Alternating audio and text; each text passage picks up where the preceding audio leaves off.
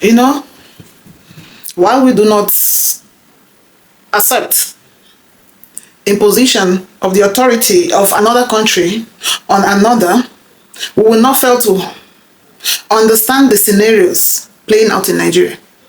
It can only be for the same idiocy that made us keep quiet for a long time while our people died in droves that we can begin to twist the narrative about the intentions and the statements of the US concerning the killings in Nigeria. You know what? The back and forth about who is being killed is irrelevant. Whether it is Christian or Muslim, it's been established that the background to the killings is religious. It's religious on the grounds that moderate Muslims who understand the call of jihad but don't believe in the violence they preach or the violence it supports. Those who understand that underneath the Sharia laws are inhuman, obsolete, and ungodly practices,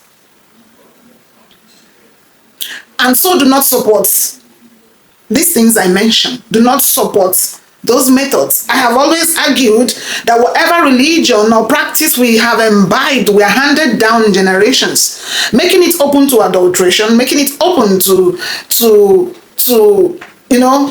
interferences, to changes and practices that are reviewable. After all, there are many things we have changed in humanity because we feel they are no longer useful. And some people argue that issues of religion are sacrosanct. And I ask the question that if you were born into a Christian home, you automatically became Christian. And if you were born into a Muslim home, you automatically became Muslim. It wasn't by predestination or stampings of God. On that basis, don't we think that the insensitivities we sustain can be reviewed? And then it's also a religious war outrightly on the perception of Christianity by those who believe they should access God through Islam. Especially with the ideology of seeing those people who do not believe in your practices as infidels. Whichever divide you belong, something connects us. That we are killed because of some underlying factors bordering on belief. So it's a religious war, if we want to argue. And then, how inhuman then can we be to begin to say Christians are killed, Muslims are also killed? Does it justify the killings? It doesn't. It doesn't. Will it take, or should it have taken the United States of America to remind us that human beings are being charred, butchered, maimed in horrific manners in Nigeria? So, if Christians and Muslims alike are victims, it should continue. What? So on that basis, I think that we waited for so long. We waited too long in mediocrity for another country to remind us that something has to be done. It is the dishonesty of governments that has kept us where we are. They are still in denial. So let me remind that the United States is not going to invade Nigeria as a way of superimposing their authority on a sovereign country. There are conditions. And there are certain both treaties and international relationship that makes it allowable for the US to intervene in what is happening in Nigeria, especially because her government has played the ostrich in the security issues of the country. If something had lasted for 16 years and taken hydra-headed forms, what is the essence of leadership? Nobody has provided leadership in that aspect or helped Nigerians overcome the surge. height of irresponsibility is what gave the US the leverage to want to solve your problems. So stop crying foul. They are not coming to take over your country. Everything is conditional. If this whole thing happens once again, we will have no option than to come and rescue the people that are being killed on religious grounds, whether it be Muslims and whether it be Christians. If you want to interpret it the way you would like, they are coming for your resources. It will still be in your hands to decide. It depends on how you go about it. And up till now, the blame game. That blame game begins. Oh, it is IPOB. It is Igbos. It is these people that snitched on the country for the US to come and invade Nigeria. That level of hatred shows that you're not ready to change. If somebody called for help and says somebody is dying somewhere, we need help, it is with a good intention. And if somebody called out for help, it means that they become helpless. Have you provided the options to make Nigerians to keep quiet and not call for help? They have run to you, their government, for years. And you guys play hanky-panky. They call it corruption. It has eaten deep into the fibers of our country, even in our security systems. That is why human beings will be worthless. Imagine the values coming out. Even if it's arranged and not exact, it is too much. Too much. It is too much. Kai. Too much. It's too much. So, what we will be looking out for? We would expect, first on our own side, to look inward and say, how can we do this thing so that our fears will not catch up on us? Nigerians have fears. Their fears is the examples they've seen in Libya, they've seen in the DRC, they've seen in Sudan, they've seen in so many African and third world countries where interventions like this have happened. Afghanistan and the likes, Gaza.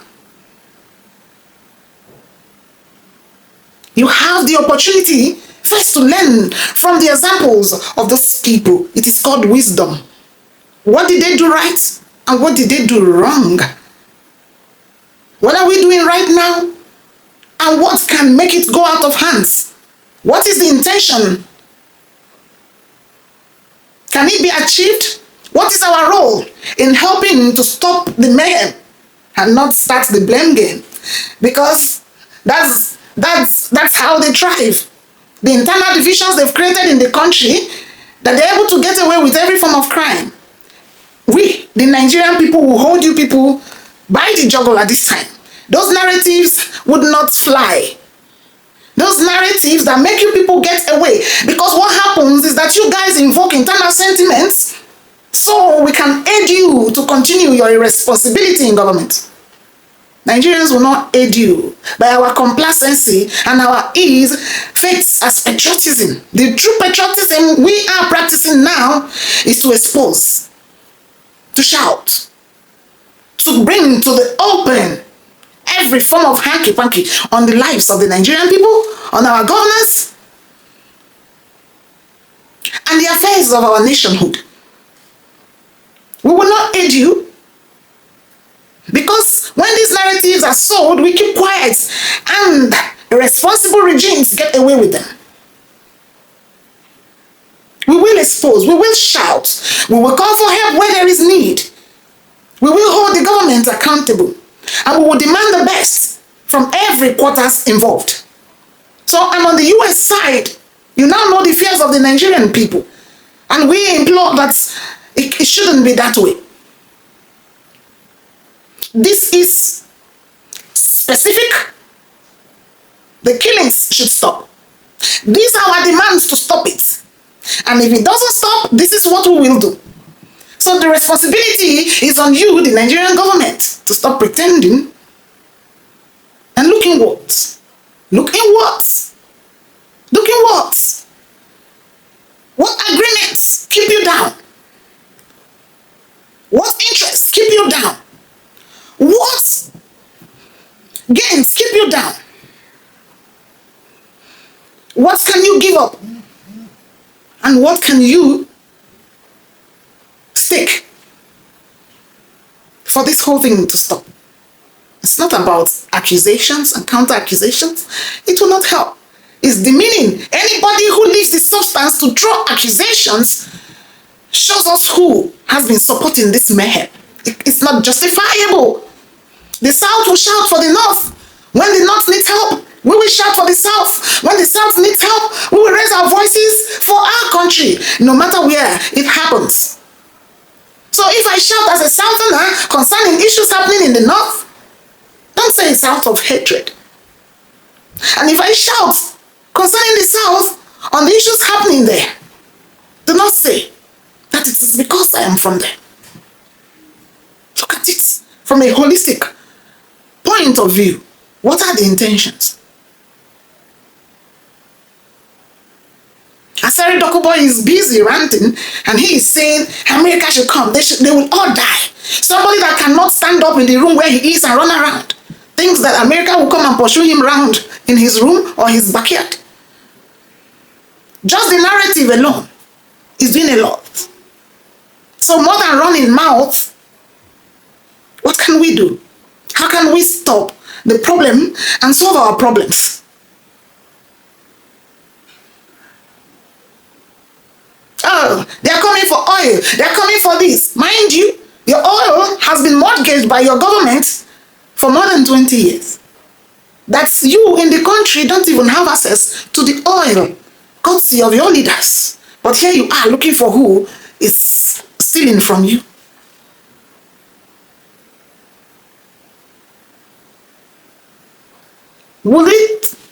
Does it look nice that he had to take another country to stand up for us? Even that man in the north, is it Reverend Ezekiel or somebody that has been shouting? In senile climes, they would have provided support, security, protection for that man. He's still exposed. Being the one bearing massacred people, individuals.